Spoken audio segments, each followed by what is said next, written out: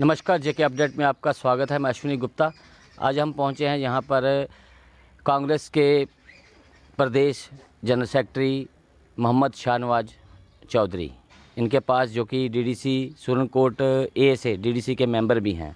इनसे हम यहाँ के राजनीतिक हालात पर आज बात करेंगे। शाहनवाज जी, जेके अपडेट में आपका स्वागत है। बहुत बहुत धन्यवाद अश्विनी जी। सर, ये बताएं कि सबसे पहला एक सवाल ये है कि आपने डीडीसी चुनाव लड़ा, लेकिन कांग्रेस की टिकट पे चुनाव नहीं लड़ा, आपने निर्दलीय लड़ा, ऐसा क्यों? देखिए अश्विनी जी, ये राजनीति है और राजनीति में कई बार पार्टीज़ में ऐसा होता है कि कुछ ऐसे इश्यूज़ की वजह से कई बार ऐसे हालात बन जाते हैं कि आदमी को ऐसा फैसला लेना पड़ता है। जहाँ तक मेरा पार्टिकुलरली इंडिपेंडेंट इलेक्शन लड़ने का ताल्लुक़ है, क्योंकि मैं कांग्रेस से मेरी वाबस्तगी जो है वो आइडियोलॉजिकल है, विचारधारा के साथ मेरा जोड़ है पार्टी के साथ। और मैं संगठन में स्टूडेंट डेज से ही स्टूडेंट एक्टिविज़म में जब हम थे, स्टूडेंट एक्टिविस्ट थे, तो उन दिनों से NSUA, यूथ कांग्रेस और फिर मैंने पार्टी के साथ संगठन के कई सालों से जो है न सिर्फ प्रदेश में बल्कि देश में जो है राष्ट्रीय स्तर की और नेशनल पॉलिटिक्स में जो है वो मैंने काम किया है और कई देश के प्रदेशों में काम किया है। जब ये डीडीसी के चुनाव अनाउंस हुए तो पार्टी का, संगठन का फैसला मेरे हक में था और मेरा राइट भी बनता था कि वहाँ से मैं चुनाव लड़ूं। और सेंट्रल हाई कमांड का फैसला मीटिंग में मेरे लिए हुआ था, मुझे कन्वे भी किया गया था। लेकिन क्योंकि लोकल लेवल की जो लीडरशिप होती है, लोकल पॉलिटिक्स में कई बार साजिश भी होती है, तो मेरे साथ भी कुछ ऐसा हुआ कि लास्ट मोमेंट पे जो है वो मैंडेट जो है वो किसी और को दे दिया गया और मेरे लिए बड़ा शॉकिंग था। लेकिन क्योंकि लोगों का बड़ा ज़बरदस्त सपोर्ट था मेरे साथ और क्योंकि मेरा जो इलाका है सुरनकोट बहुत पिछड़ा हुआ इलाका है, रियासत जम्मू कश्मीर का सबसे पिछड़ा हुआ इलाका जो है वो सुरनकोट है और वहाँ बहुत सारे इश्यूज़ हैं पिछले 60 सालों से। वहाँ डेवलपमेंट के लिहाज से ये अलग अलग इश्यूज़ जो हैं वो बहुत चैलेंजिंग थे। तो लोग बदलाव चाहते थे, लोग चेंज चाहते थे और लोगों का ज़बरदस्त दबाव था और लोगों का जज्बा था।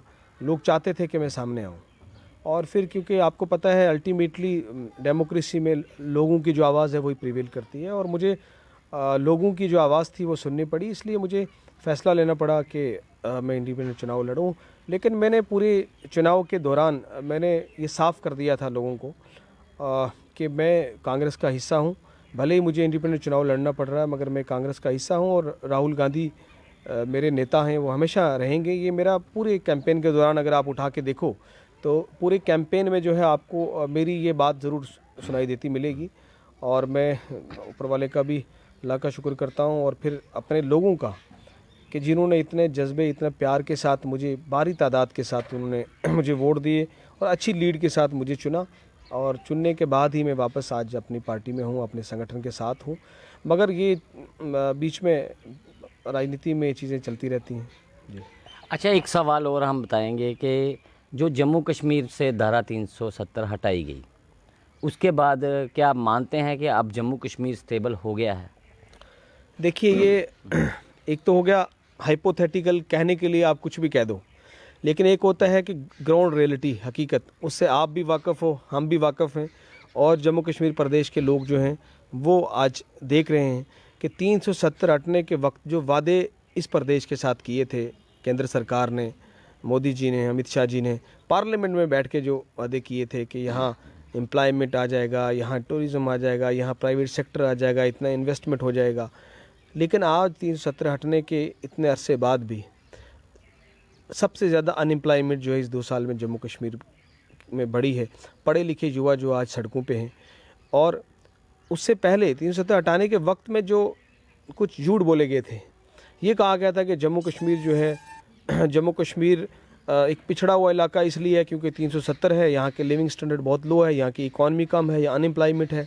हालांकि फैक्ट ये था कि उस वक्त भी जम्मू कश्मीर प्रदेश की जो GDP रेट था वो गुजरात से बेहतर था, यहाँ की इकॉनमी यहाँ बेहतर थी, यहाँ बाहर से इन्वेस्टमेंट तब भी हो सकती थी, तब भी यहाँ प्राइवेट सेक्टर था। लेकिन हटने के बाद जो इन्होंने वादे किए थे, आप क्योंकि आप पत्रकार हैं, आप मीडिया से जुड़े हैं, मुझसे ज़्यादा आपको बेहतर पता है कि कोई इन्वेस्टमेंट जम्मू कश्मीर में नहीं हुआ, कोई बड़ा प्रोजेक्ट जम्मू कश्मीर 370 हटने के बाद नहीं आया, और किसी भी बड़े प्राइवेट प्लेयर ने या प्राइवेट इंडस्ट्री ने आके यहाँ कोई इन्वेस्टमेंट नहीं किया अभी तक। एम्प्लॉयमेंट तब से ना तो प्राइवेट सेक्टर में ना गवर्नमेंट एम्प्लॉयमेंट अभी तक मिला है। 2 साल से टूरिज़्म का जो है टूरिज़्म कितना ठप हो गया यहाँ पे, कितना लोगों का नुकसान हुआ। और उसके बाद सबसे बड़ी बात कि हमारे जो नौजवान थे उनको नौकरियां मिलती थी, जहाँ जब एम्प्लॉयमेंट के लिए कोई पोस्ट एडवर्टाइज होती थी जम्मू कश्मीर में, तो सिर्फ जम्मू कश्मीर के युवा जो है वो उसकी नौकरी के लिए फॉर्म भरते थे, तो यहाँ नौकरी मिलने के अवसर उनको थे। हालांकि हमारे युवा जो हैं नौजवान, उनमें पोटेंशियल बहुत है जम्मू कश्मीर में, लेकिन क्योंकि हमारा स्टेट एक हिली रीजन है, बहुत सारी मुश्किलें हैं, और उसके बाद हिली टेरेन होने के साथ साथ एक मेंटल ट्रामा से, एक मिलिटेंसी और एक डिस्टर्ब स्टेट है, सेंसिटिव स्टेट है, जिसकी वजह से हमारा नौजवान जो है वो एक ट्रामा से गुजरे हैं। इसलिए उनको स्पेशल सर्कमस्टेंसेस में उनको जो है वो अपॉर्चुनिटी मिलनी चाहिए। लेकिन जब आपने डोमिसाइल अलो कर दिया और बाहर से बहुत सारे लोग जब आके यहाँ फॉर्म भरेंगे, तो हमारे युवाओं की नौकरियों का हिस्सा जो है वो बाहर को भी जाएगा। उसके बाद हमारी लैंड की प्रोटेक्शन थी, हमारा सबसे बड़ा कल्चर आइडेंटिटी थ्रेट में है। पूरे प्रदेश के अलग अलग हमारे एक बड़ा हेरिटेज है, कल्चर है। जम्मू का डोगर कल्चर है, इसी तरह गुजर्स का कल्चर है, पहाड़ी कल्चर है या कश्मीरी कल्चर है। और ख़ास तौर पे अभी सबसे ज़्यादा अगर इस टाइम आइडेंटिटी थ्रेट है तो जम्मू के डोगरा कल्चर को, हमारे जो डोगरा कल्चर है उसको थ्रेट है कि बाहर से जब लोग आएंगे तो सबसे ज़्यादा आगे जम्मू में बसेंगे अगर आप करोगे। तो एक तो हमारा कल्चर थ्रेट में है, दूसरा हमारा जो लैंड है उसकी प्रोटेक्शन जो है वो चाहिए कि हमारी लैंड बाहर से कोई ना आए, जो इन्होंने इस टाइम क्वेश्चन मार्क खड़ा कर दिए है। फिर जगह जगह टोल प्लाजा लगा दिए, और जगह जगह टैक्स जो है, आज गाड़ी चलाने वाले वो लोग जो है परेशान हो गए, जगह जगह टोल प्लाजा और वो टैक्स है। फिर प्रॉपर्टी टैक्स की भी अभी बात चल रही है, हालांकि गवर्नमेंट के स्टेटमेंट कभी लेफ्ट कभी राइट आ रहे हैं कि शायद अभी हम इम्प्लीमेंट नहीं कर रहे, लेकिन हमें अभी भी डाउट है अगर ये प्रॉपर्टी टैक्स वाकई ये करने जा रहे हैं तो जम्मू कश्मीर के लोगों को बहुत बड़ी मार है। फिर आपकी बिजली की प्राइवेट करने की बात कर रहे हैं, और कमर्शलाइजेशन अगर होगा तो हमारे लोग जो हैं, गरीब लोग हैं जो हैं हमारे गांव में, वो कैसे उसको जो है उसका इतने बिजली के जो इतने बिल आएंगे उनको पे कर पाएंगे। तो इतने इश्यूज़ और इतने चैलेंजेस, एक तो महंगाई है ही है, पेट्रोल की और कीमतें 100 में पहुंच गई हैं, और पूरे साउथ एशिया में जो है हमसे गरीब जो कंट्रीज़ हैं उनकी रेट जो है 50 रुपये के आसपास इर्द गिर्द घूम रहे हैं, और हमारे देश जो है उसमें आज 100 रुपये पहुँच गया है। महंगाई की मार है ये इस केंद्र सरकार की जो पॉलिसी उसकी वजह से, मगर हमारे प्रदेश में 370 हटने के बाद इश्यूज चैलेंजेस बढ़ते जा रहे हैं। आपने महंगाई की बात की, महंगाई जैसे कि अभी कल ही ट्रांसपोर्टरों ने जो है ऐलान किया है कि वह 24 फरवरी से इनडेफिनेट स्ट्राइक पे जा रहे हैं, यानी कि कम्प्लीटली कमर्शियल व्हीकल्स जो है चक्का जाम रखेंगे। तो आप क्या समझते हैं, क्या इससे कोई फ़ायदा होने वाला है कि नहीं? देखिए, ट्रांसपोर्टर्स की भी अपनी मजबूरी है, उन्होंने 24 से वो जा रहे हैं इंडेफिनेट स्ट्राइक पे, क्योंकि वो जब इतना महंगा तेल हो गया है तो वो ढाल के कमाएंगे क्या। अल्टीमेटली सरकार ने उनकी कीमतें भी, किराए भी बढ़ा देने हैं प्रेशर में आके, लेकिन फिर आखिर मार जो है वो गरीब आदमी पे आएगी, जो कॉमन आदमी है जो इस प्रदेश का, उस पे आके मार पड़ेगी। क्योंकि जो आम आदमी है, जब किराए बढ़ जाएंगे तो मार जो है वो आम आदमी पड़ेगी। तो ये मतलब ये जो है बहुत बड़ा शॉकिंग बात है पूरे देश के लिए कि जब इंटरनेशनल मार्केट में तेल की कीमतें जो है इससे 3 गुना ज़्यादा थी, जब प्रधानमंत्री मनमोहन सिंह जी थे, यूपी की सरकार थी, तब कीमतें कहाँ थी, और तब ये चिल्ला चिल्ला के बोलते थे कि ये तेल का रेट बढ़ा दिए, महंगाई कर दी। आज इंटरनेशनल मार्केट में उसकी कीमत कितनी कम है, उसके बावजूद इतना टैक्स लगा के आप देखिए कि 100 रुपये तक जो है वो पेट्रोल की कीमत पहुंचा दी। तो ये सरकार इस वक्त सिर्फ गरीब आदमी को मार देने के अलावा कोई काम नहीं कर रही है, कोई ऐसी पॉलिसी नहीं है। इन्होंने पहले नोटबंदी की, फिर जीएसटी किया, जितनी भी इनकी आप जो कीमतें लगातार बढ़ रही हैं, फ्यूल की तो बढ़ ही रही हैं, साथ साथ में जो एसेंशियल कमोडिटीज़ हैं, रोज़ का एक आदमी का आटा, चावल, तेल, उसकी भी आप अगर कंपैरिजन कर लो स्टडी आज से 5 साल 7 साल पहले की, तो आप देख लो कि किस स्पीड से कीमतें बढ़ रही हैं हर चीज़ की। तो ये आम आदमी मारा, और ये देश किस तरफ जा रहा है, ये देश में क्राइसिस आ जाएगा, इस तरीके से फाइनेंशियल क्राइसिस आ जाएगी, और हमारी इकानमी जो है वो बहुत जिस स्पीड से, आप इकानमी देख लीजिए कि आज हमारे देश की इकानमी कितनी नीचे पहुंच गई है। तो देश की जो पॉलिसीज़ है, इसको देश की जो क़यादत है जिन लोगों को, उनको सिंसियरली सोचना पड़ेगा। क्योंकि मैं सिर्फ पॉलिटिकल इंटरेस्ट की बात नहीं कर रहा, ये देश के इंटरेस्ट की बात है। हम अपने पीटी पॉलिटिक्स के लिए, हम वेस्टेड इंटरेस्ट के लिए हम राजनीति करते हैं, मगर सवाल ये है कि देश बचेगा तो भाजपा बचेगी या कोई और पार्टी बचेगी। तो इस वक्त देश की जो क़यादत है उसको इस देश के आम आदमी के बारे में सोचना चाहिए। इस देश में कैसे डेवलपमेंट हो, देश में कैसे इकॉनमी आगे बढ़े, कैसे लोगों में आपस में भाईचारा रहे। विभाजन की राजनीति करके अगर बांट के लोगों को आपस में कभी एनआरसी के नाम पे, कभी सीए के नाम पे, इन इश्यूज़ पे अगर लोगों को बांटने की काम करोगे सिर्फ पावर में रहने के लिए, तो ये देश टूट जाएगा। तो देश को पहले बचाना है और आपस यहाँ का जो भाईचारा है वो एक रहेगा, तभी जो है वो देश आगे बढ़ पाएगा। अभी हाल ही में पंजाब में नगर निकाय चुनाव हुए, उसमें कांग्रेस को बड़ी जीत मिली, तो इसे आप किस नज़रिए से देखते हैं? देखिए, बड़ी खुशी है हमें, और मैं अपनी तरफ से यहाँ की जम्मू कश्मीर कांग्रेस की तरफ से पंजाब की कांग्रेस को और वहाँ की जो कांग्रेस की क़यादत है उनको मैं मुबारकबाद करना चाहता हूँ कि उन्होंने इतना अच्छा जो है वो इस म्यूनिसिपल इलेक्शन में इतना कमाल किया है, ज़बरदस्त रिज़ल्ट आया है। ये हमारे लिए बड़ा मोरल बूस्ट करने वाली बात है कांग्रेस के वर्कर्स को, ना सिर्फ पंजाब में बल्कि पूरे देश में, कि अभी लोग समझ रहे हैं लोग। और जो किसान आंदोलन अभी चल रहा है, मैं उसका जिक्र करना भूल गया कि आप देखिए कि किसान आज रोड पे है और धीरे धीरे पूरे देश में किसान बाहर आ रहा है, मगर सरकार की जो है हमारे प्रधानमंत्री जी के कान पे जूं तक नहीं रेंग रही, उनको फ़र्क नहीं पड़ रहा। कम से कम रीच आउट करना चाहिए। अगर हज़ारों लाखों किसान सड़क पे हैं तो कोई तो तकलीफ़ है।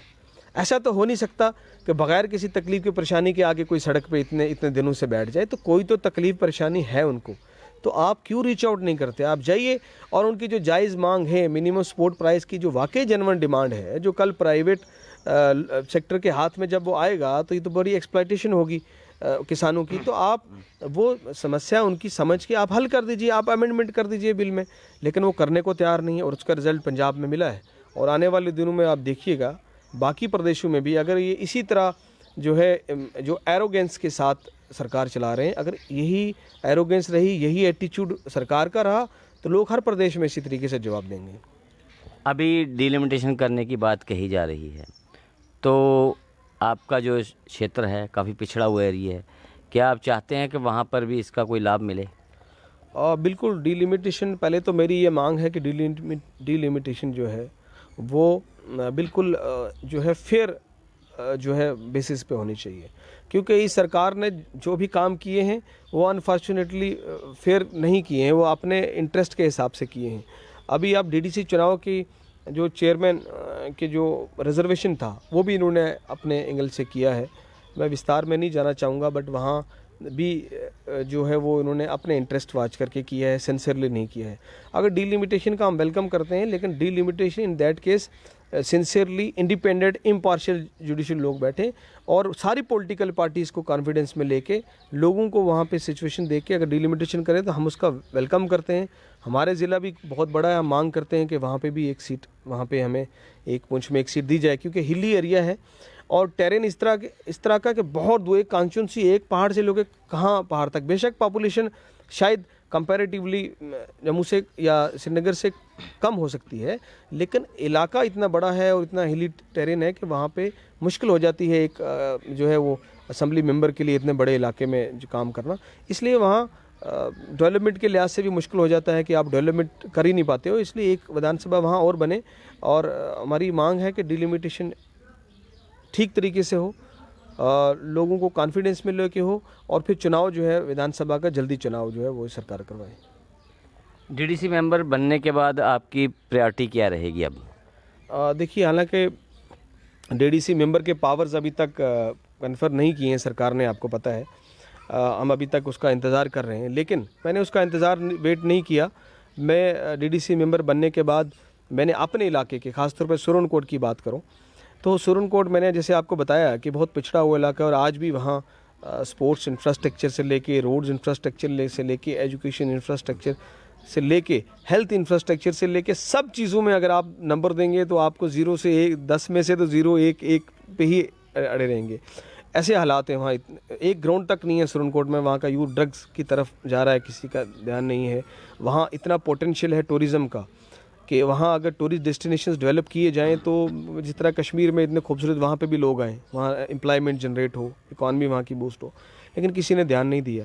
तो मेरी प्रायोरिटी, क्योंकि बहुत बुरे हालात हैं वहाँ पे, इसलिए मैंने डीसी बनते ही मैंने टूरिस्ट डेस्टिनेशंस का इशू, स्पोर्ट्स इंफ्रास्ट्रक्चर ग्राउंड्स का इशू, जहाँ पानी कनेक्ट अभी भी पानी नहीं पहुँचा है, अभी भी बिजली जहाँ तक तारें पोलों पे लटक रही हैं, अभी तक प्रॉपर मैकेनिज्म नहीं है, बिजली के इश्यूज़, इसी तरीके से स्कूल और एजुकेशन के जो इश्यूज़ हैं, स्पोर्ट्स इंफ्रास्ट्रक्चर का मैंने बताया, ग्राउंड के इशू, ये सारे इश्यूज़ मैंने इमीडिएटली जो है वो सेक्रेटरीट में हायर अथॉरिटीज़ के साथ, कमिश्नर सेक्रेटरीज़ के साथ, या हमारे कंज्यूमर अफेयर्स रिलेटेड जो CAPD डिपार्टमेंट के जो हमारे BPL के लोगों के इश्यूज़ हैं, पेंशन्स के इश्यूज़ हैं, राशन के इश्यूज़ हैं, ये सारे इश्यूज़ मैंने जो है वो गवर्नमेंट के एडवाइजर्स से भी और कमिश्नर सेक्रेटरी से भी मैंने पिछले दिनों टेकअप किए हैं, और मैं उसका फॉलो भी कर रहा हूँ। मुझे उम्मीद है कि आने वाले दिनों में जो है वो कुछ प्रोजेक्ट जो हैं वो अप्रूव हो पाएंगे, और हमारे वहाँ पे भी, उस इलाके में भी कुछ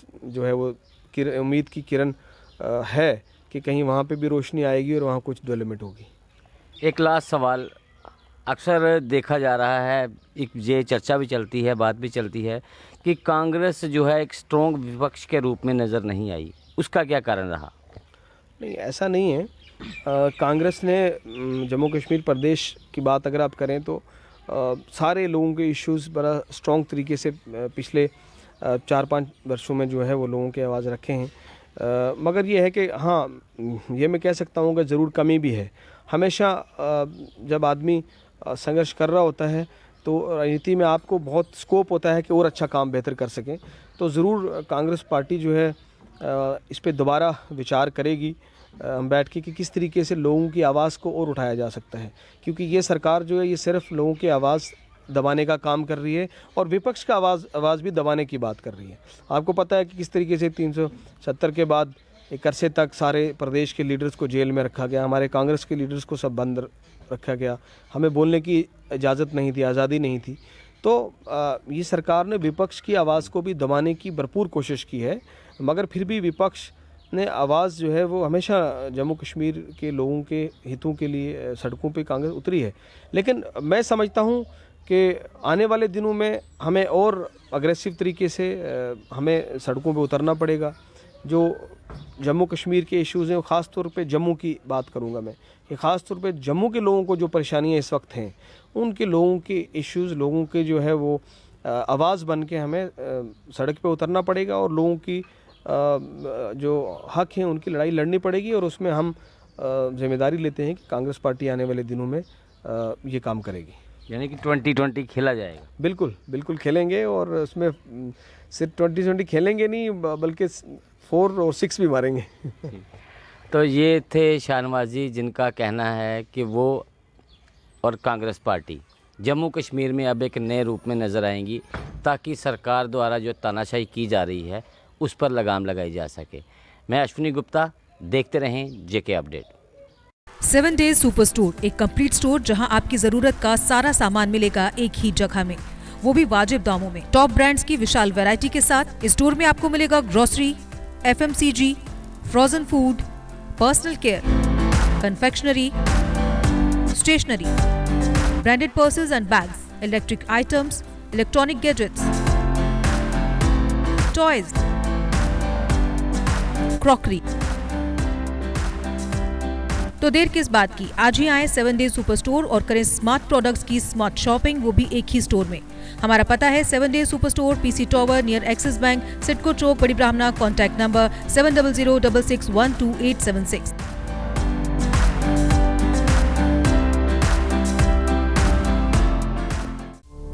GK अपडेट रहे हमारे साथ। अगर आप ये वीडियो YouTube पर देख रहे हैं तो हमारे YouTube चैनल को सब्सक्राइब करें और बेल आइकन को क्लिक करें।